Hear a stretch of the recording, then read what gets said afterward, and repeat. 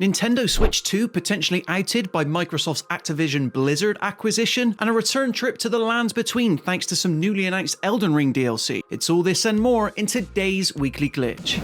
Elden Ring recently celebrated its 1-year anniversary since release, and developer From Software celebrated in style by announcing what everybody was hoping for: brand new DLC. It's officially called Shadow of the Erdtree, and alongside that name, FromSoft also released some seriously evocative artwork.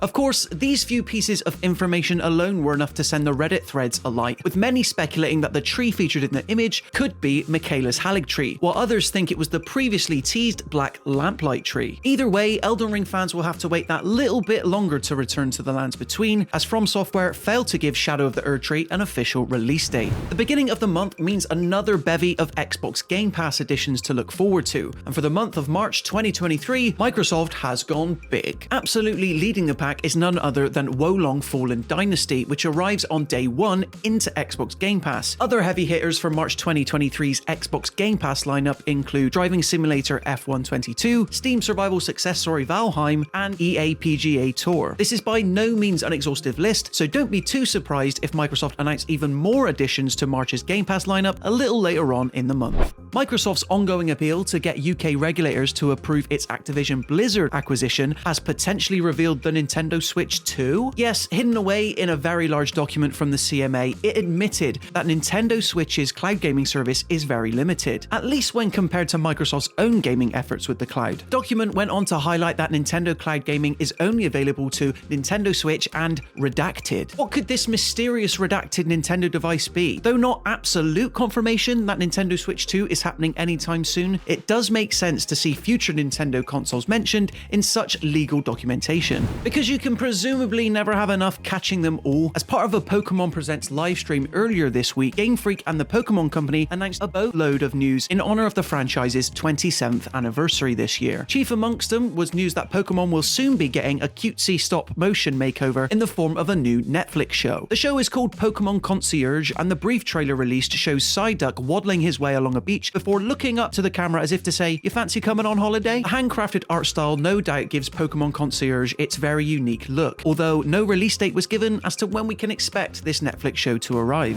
After keeping its cards close to the chest for going on 10 years now, Rocksteady finally lifted the lid on what players can expect to see from Suicide Squad Kill the Justice League's gameplay later on this year. And yes, it's basically a live service game, an always online campaign, different character power levels, and upgradable firearms and loot to unlock. All the usual live service game trimmings are here, despite Rocksteady saying that the entire game is still playable in single player. The gameplay shown hints at a much different approach when compared to previous Arkhamverse games, with Suicide Squad Kill the Justice League skewing a lot more closely to what Bat fans were able to play with Gotham Knights last year. And that just about does it for this week's roundup of juicy gaming news. Be sure to tune in next week for another Weekly Glitch. Until then, be healthy and stay playing.